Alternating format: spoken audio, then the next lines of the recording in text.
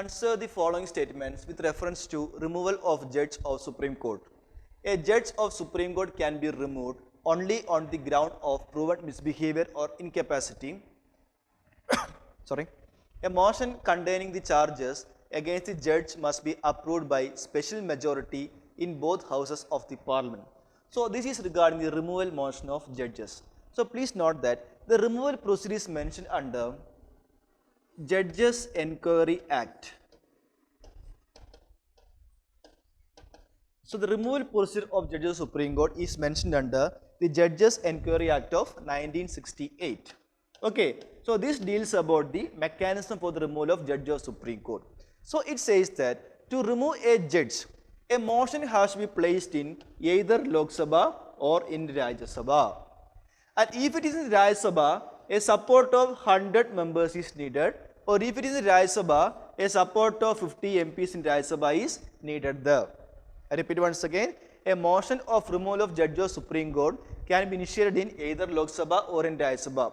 If it is in Lok Sabha, support of 100 members is needed. If it is in Rajya Sabha, support of 50 members are needed. And the speaker or the chairman may admit or may refuse to admit the motion. If it is admitted, they constitute this 3-member committee. And that committee consists of Chief Justice or a judge of Supreme Court, Chief Justice of any High Court, and an eminent jurist. This committee is to inquire about the allegations about the respective judge. So this committee inquire into the charges initiated. And once this committee proved the judge to be guilty, and if both the houses pass it by using a special majority of not less than 2/3 members present and voting, and a majority of total membership of the house. In this respective majority, if both the houses passes for the removal of their judge, then the President of India can remove their judge from office. So this is the mechanism to remove a judge of Supreme Court from office. I repeat once again, this procedure is mentioned under the Judges Enquiry Act of 1968. So motion can be introduced either in Lok Sabha or in Rajya Sabha. If it is in Lok Sabha, support of 100 members are needed. If it is in Rajya Sabha, support of 50 members are needed. And the speaker or the chairman may admit or may refuse to admit. And once it is admitted, they constitute a 3-member committee to inquire into the charges against the respective judge. And that committee consists of 3 members, that is Chief Justice or a judge of Supreme Court, Chief Justice of any High Court, then an eminent jurist. They inquire the charges and submit report. If the committee finds the judge to be guilty, then and if both the houses passes the resolution by a majority of not less than 2/3 members present and voting and a majority of total membership of the house, then the President of India can remove a judge from office. Clear? And see, the grounds for the removal is proved misbehavior as well as incapacity. It says that a judge of Supreme Court can be removed only on the ground of proven misbehavior and incapacity. That is a right statement. See, President of India can be removed from office for violation of Constitution. Regarding Vice President, no grounds are mentioned. Regarding Governor, no grounds are mentioned. Regarding a Supreme Court, grounds are there, that is proved misbehavior or incapacity. Clear? So learn the grounds as well from prelims perspective. A motion containing the charges against the judge must be approved by special majority in both the houses. That is also a right statement here. So answer becomes option C, that is both 1 and 2. Clear? Which one of the following commissions is not associated with states reorganization? So please take care, when you learn polity, you will be coming across various committees or various commissions across. So please learn about the commission. That commission is related to what? Related to what? Who is the chairman of that commission? Clear? And what is the objectives of that commission? That is, for what purpose that is constituted. Simply means related to what? Then you must note on the most important recommendations made by the respective commission. These things are important from exam's perspective, for prelims as well as for mains as well. So here the question is asked regarding state reorganization commissions. Among these 4, one is not related to that. Answer is actually Sarkariya Commission. Why? Because this is related to center-state relation. To study the relations between central and state, the government appointed a commission called Sarkariya Commission that is not regarding state reorganization. But these three, Dar Commission, JVP Commission as well as first is related to state reorganization only. See, please note that during the initial years of our constitution, there arose wide protest that the state must be reorganized based on the criteria of language as a criteria. To study that, the government first appointed a commission called Dar Commission. This commission recommended that the state should not be formed based on language as a criteria. Then later on, JVP committee was appointed. Again, objective was same, whether the state should be reorganized based on language as a criteria. This also said not to do that based on language as a criteria. Again, later on, one more committee is appointed called Fasal Ali Commission. This recommended states can be broadly reorganized based on language as a criteria, but not on the idea of one state, one language. One state, one language should not be adopted, but broadly language can be accepted, what recommended by Fasal Ali Commission. This also recommended that the existing fourfold classification of states. See, till that time, till 1956, our constitution classifies states as Part A state, Part B state, Part C state as well as Part D states. So, this Fasal Ali Commission recommended that this classification should be abolished. And also it says that we must create 16 states as well as 3 centrally administered territories. This commission recommended. And government accepted majority of the proposals and government created 14 states and 6 union territories. Even though they recommended to create 16 states and 3 UTs, but government created 14 states as well as 6 union territories. Clear? So, please note that these 3 are associated with state reorganization and Sarkariya Commission is related to relation between or center-state relations. So, D is the right answer to this question. Okay. Which of the following states in India has bicameral legislatures? That means that legislature must have legislative assembly as well as legislative council. See, currently, first of all, you must learn that the procedure for creation as well as abolition of a legislative council. That is to create or to abolish a legislative council. First of all, the respective state legislative assembly. Say example, if a state of Goa, assume, if a state of Goa need a legislative assembly, then assume that first of all, legislative council, and first of all the Goa legislative assembly must pass a resolution by a special majority, that is a majority of not less than 2/3 members present and voting and a majority of total membership of the house.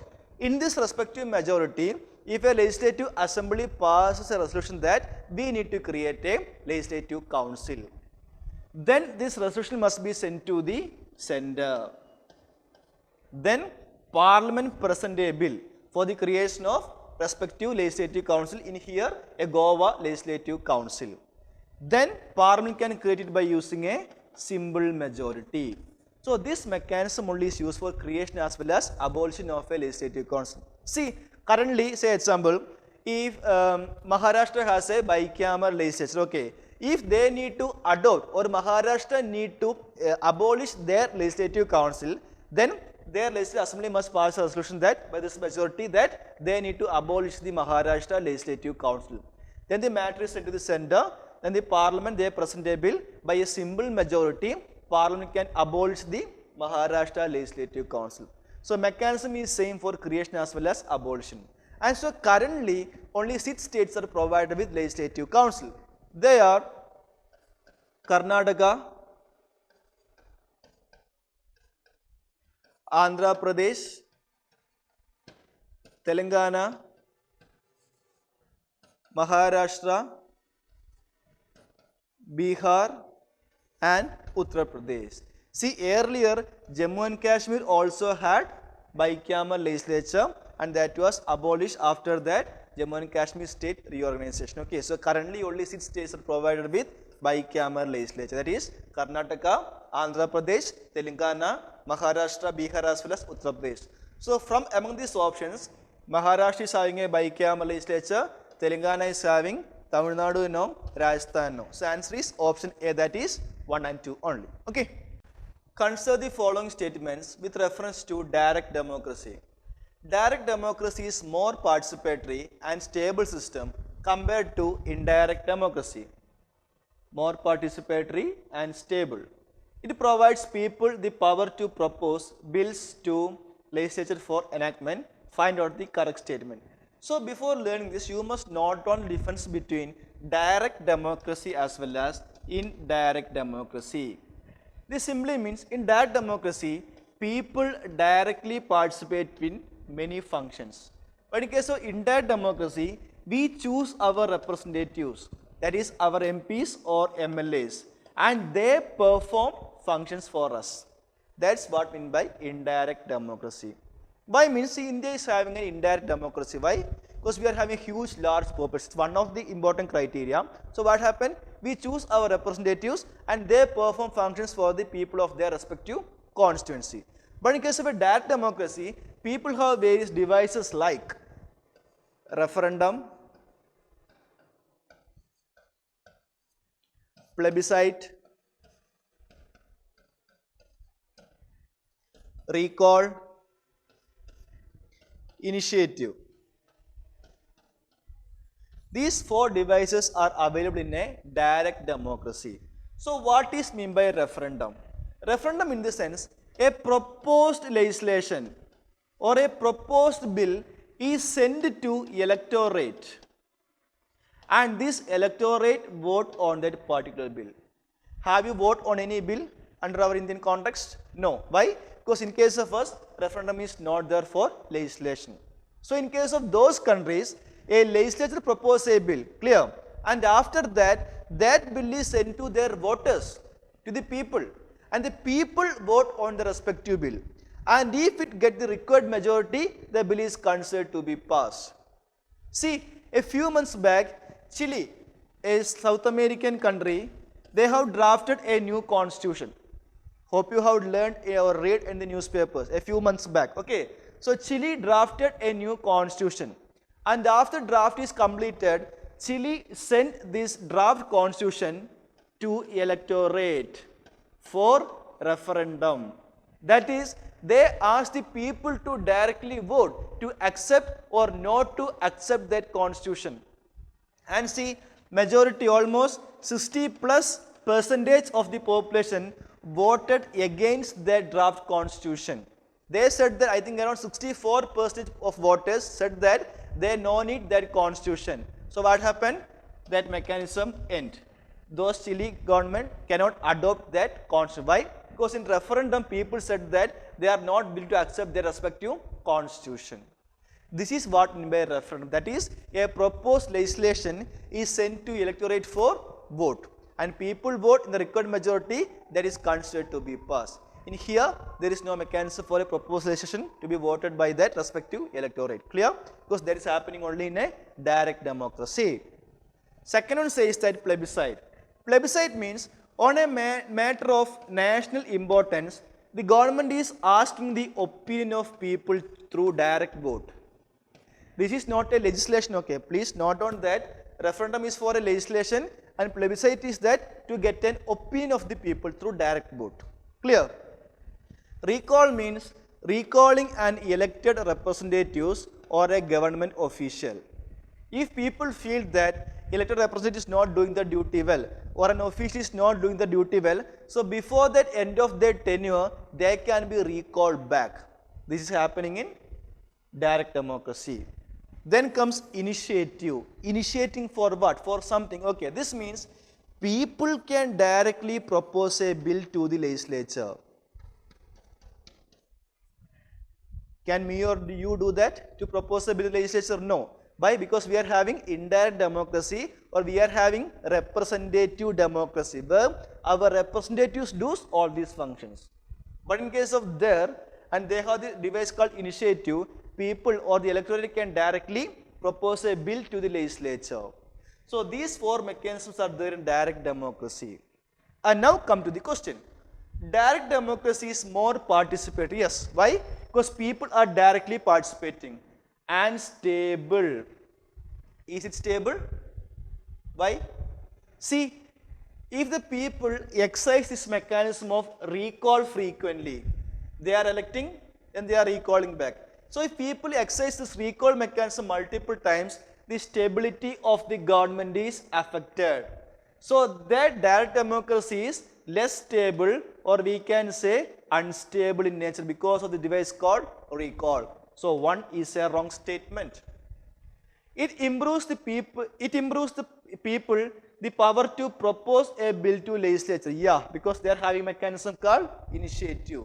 Through that they can propose bill to the legislature. So 2 is a right statement. So the answer becomes option B, that is 2 only. Okay.